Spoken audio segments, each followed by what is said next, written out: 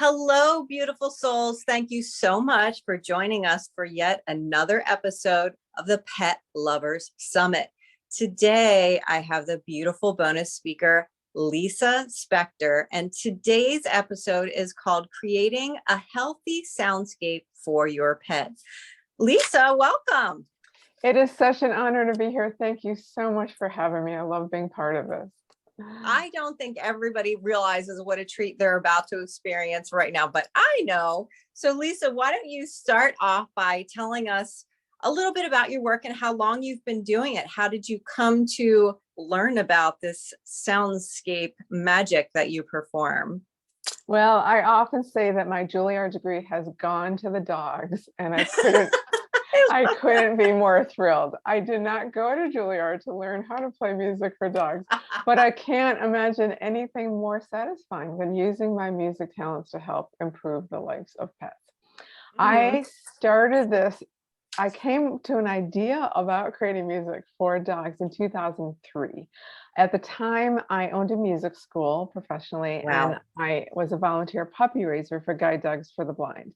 And I had a 4-month-old rambunctious yellow lab puppy, and I had a class of 4-year-olds. And I thought, how do I keep the dog chill and get the 4-year-olds to, go from running in the door and screaming and yelling to focusing on their class? And I started researching music that was designed for calming children. And I found some classical music that worked, and that was great for the 4-year-olds. And I looked over at my 4-month-old rambunctious puppy, and within a minute, he was snoozing, and I thought, I'm onto this. And Light bulb. That dog opened up a career for me. Yeah. That's amazing. I love that. And I know you have a guest there with you, but we can't see your guest. Your dog Gina is right here. Already mellow. Let's see there you go. Now you can see her. Now, is Gina the one that was the rambunctious puppy? No. So that was Sanchez, who was in the painting behind me. So Sanchez did not make it as a guide dog. So I got to adopt him. He was with me for his 14 years. And they were together for 7 of those. Gina's turning, she'll be 13 by the time of this broadcast. Yeah. Gina, you look beautiful. She's still running agility and winning ribbons. Yeah. Yeah. Wow. Yeah. All right. Yeah. Okay.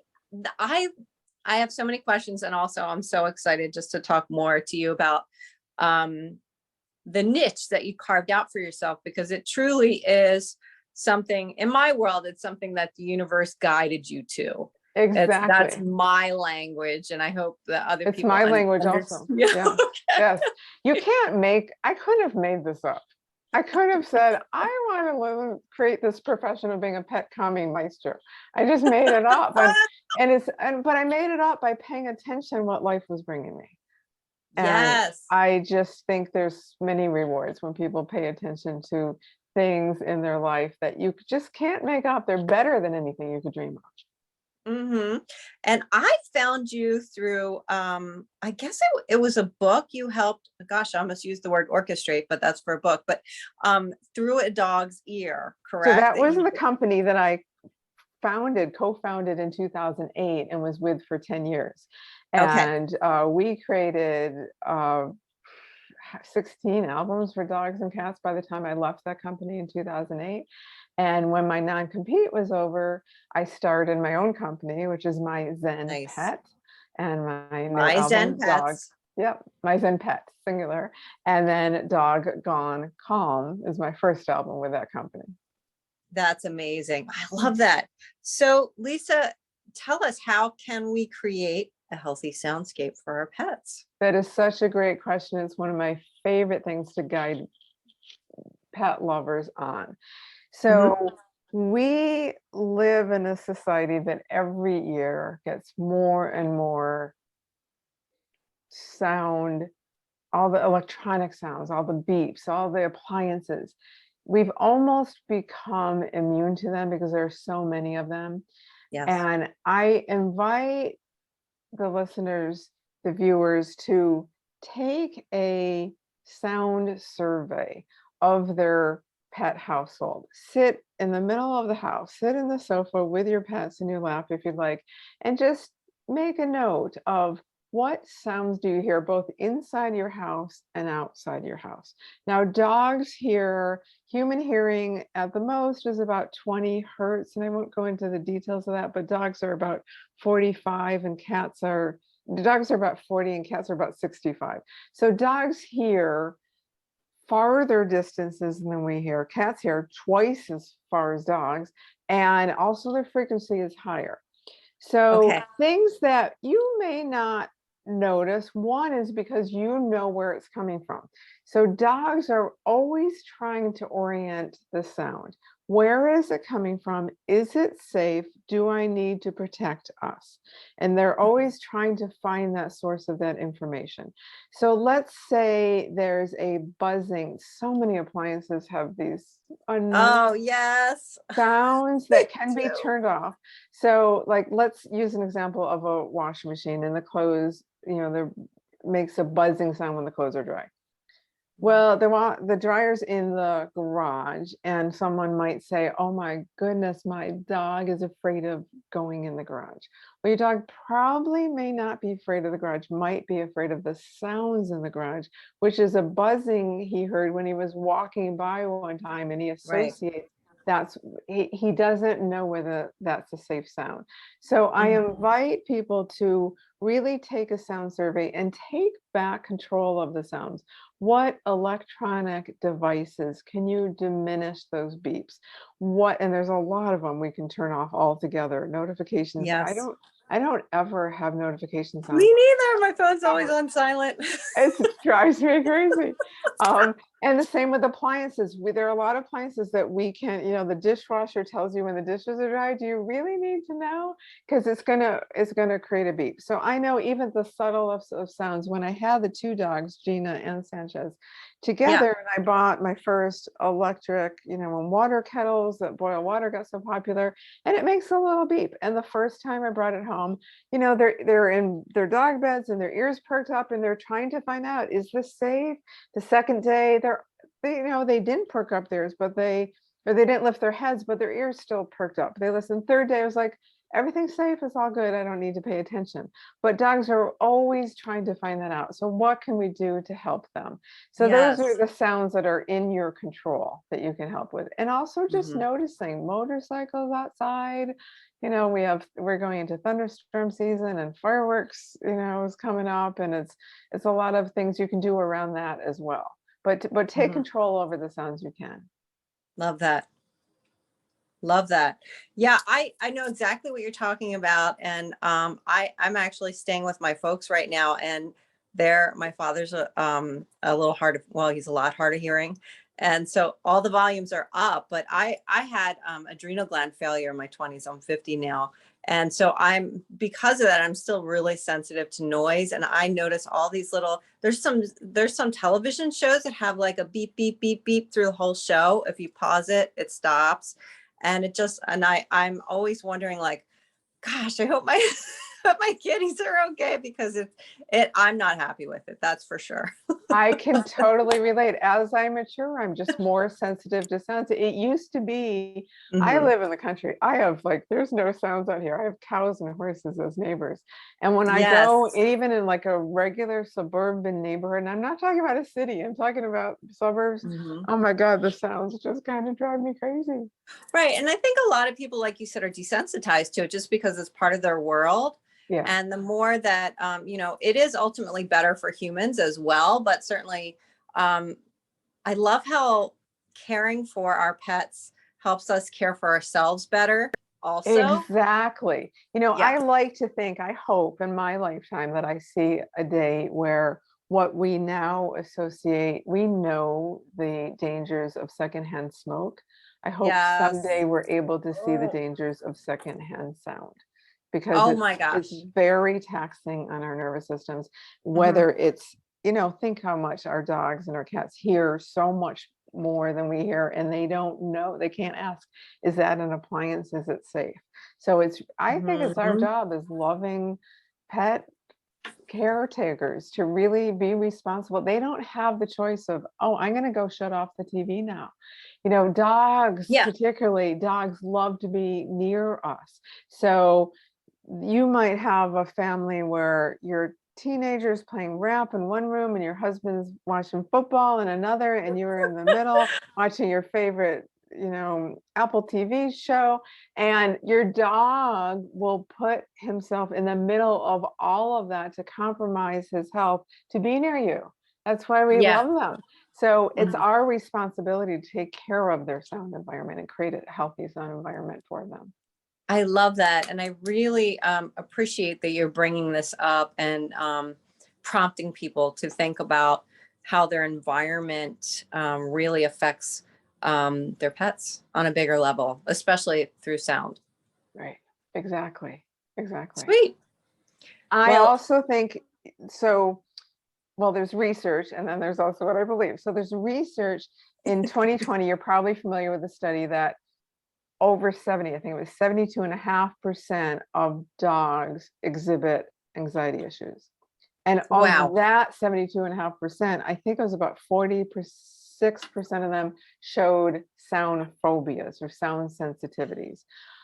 I think that number is higher because most people are not, even people who really love their dogs, are not aware of the Yeah, signs that their dogs are giving them to show them that they're sound sensitive, unless they're full out noise phobic and go into the bathtub during fireworks and thunderstorms. A lot of times it's a lot more subtle than that.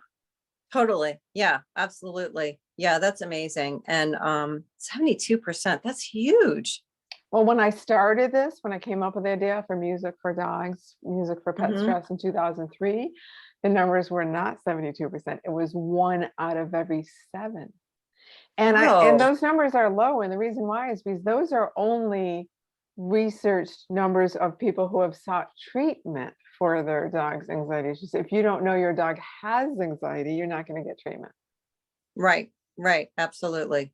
Okay. Yeah, I think this is a lot bigger than people realize because anyway, yeah, just think about your soundscape and the pets environment. And I think it'll help illuminate a lot that people are dealing with through their pets. That's amazing. Thank you for It's a bringing it great up. starting place. Yes, it's an excellent starting point. Now, I would love to experience you working your magic on that beautiful piano over there. Is there any chance we can get you to play something today? Sure, sure.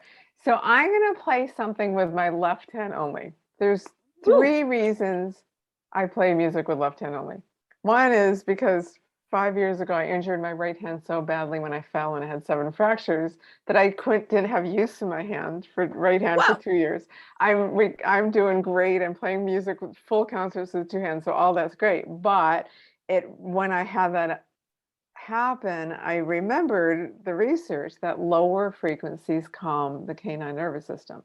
So that's the second reason, is because I am playing music that's lower frequencies, meaning it's middle of the piano and down to the bass. And the third Gina kind of made up is because when she's on my right side, then I can pet her with my right hand while I'm playing music for left hand. I was just thinking that's beautiful. What a wonderful combination.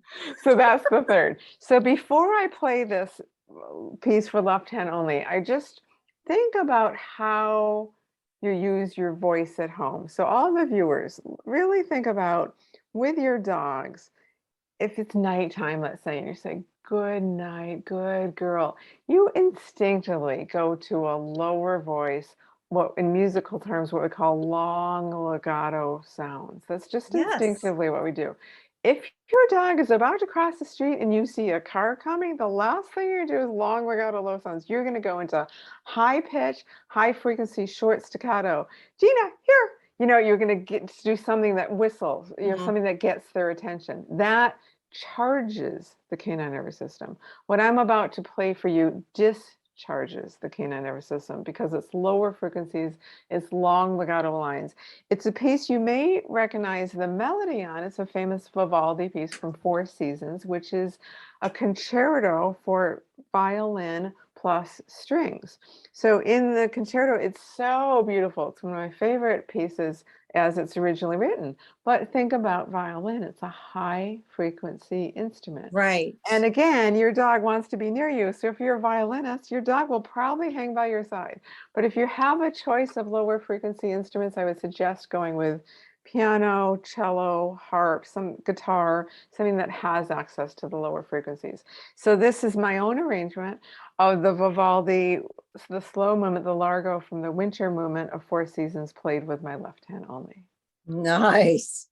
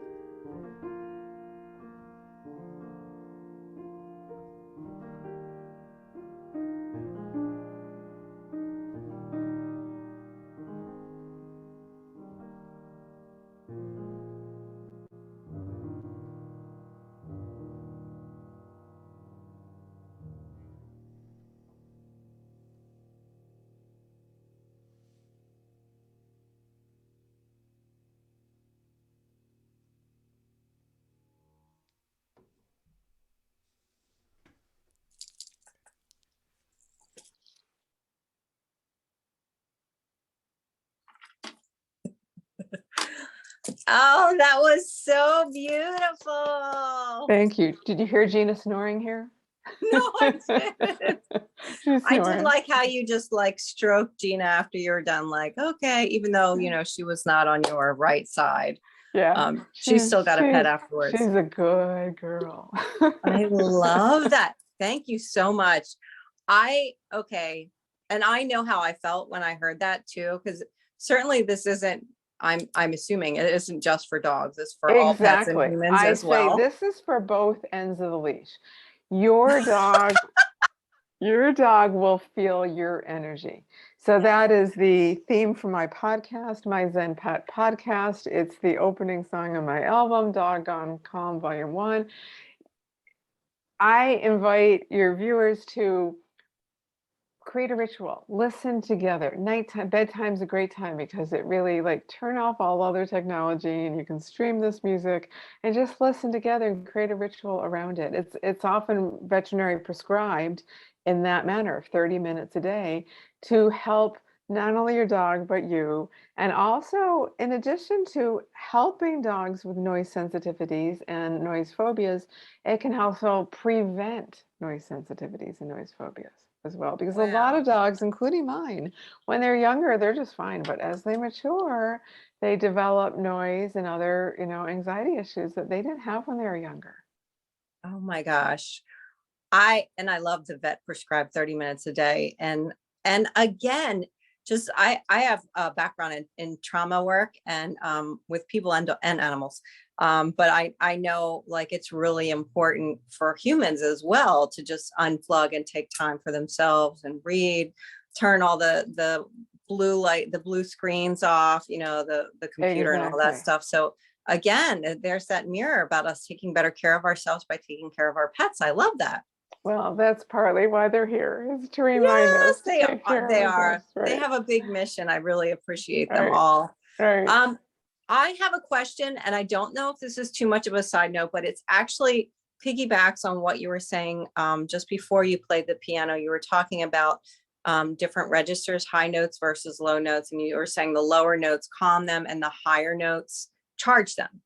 Is that right? Yeah, particularly So, when those high notes are staccato short notes. Yeah, it charges their nervous oh, system. Yeah. okay. So I think I'm answering my own question, but I have a big peeve when people do baby talk towards their animals and it's really high pitched. Oh, you want to go outside for a walk? You want to go outside for a walk? And again, I think it has to do with my adrenal sensitivity, but Right. it really makes me cringe. And I always think, God, you really think the animal likes that when you're Exactly. What is your take on that? Can you give me your expert Well, I think you're opinion being on very that? observant. I don't think animals like that unless you're trying to charge their nervous system. So I do agility with her. And Oh, we're often trying to charge our dog's nervous system at okay. certain times. But other times when it's between runs and I want her to be in the crate and just settle and chill and take a nap, the last thing I do is baby talk to her. I don't really ever baby talk to her, but it's the last thing I advise anyone to talk baby, because they're like, you just tell me to chill, and now you're like, throwing Charging all me this up. high-pitched stuff at me. They're like confused. It doesn't make sense to them. And keep in mind how much more, you're sensitive to sound. They're even so much more sensitive Oh to yeah. sound. Oh my So God. yeah, so there's a lot of ways we can use our voice as well as as well as controlling the sounds environment. Our voice is everything. Yeah. Oh my gosh, that is huge. So yes, let's all remember our voice register when we're speaking with our animals to help them stay calm when it is time for them to stay calm rather than giving them mixed messages. I love that. And one of the many treats about having you here on this summit today is really just learning the science behind these things and all your research and your Juilliard background and your Is your official title the Dog Maestro? What's your official title? So in 2017, NPR called me the Pet Calming Maestro, and I like that. I'm gonna go with that. Yeah. So Yes, I've been using that ever since. that's beautiful. The Pet Calming Maestro, Lisa Right. Spector. Thank you so much for being here today. My Lisa, pleasure. This is so fun. I'm so excited. Lisa, can you please tell us what is your website? How can people find you? My website is myzenpet.com, and you can find Okay. all the things, links to streaming music that you can All find right. on Spotify and Apple and Amazon and all the things. Awesome. Yes. And that link I'm sorry, go ahead. I also have a club. I have the Dog Gone Calm Club, where everything we've been talking about, I help people who have sound sensitive dogs, help them, so that they can desensitize to those sounds. I love that. Okay, everybody who is interested in staying connected with Lisa Spector, please click the link below and check out her website and all the amazing offerings that she has for you. Lisa, once again, thank you so much for being part of the Pet Lovers Summit. We really appreciate you here today. Thank you so much. My honor. Thank you. Thanks, Lisa.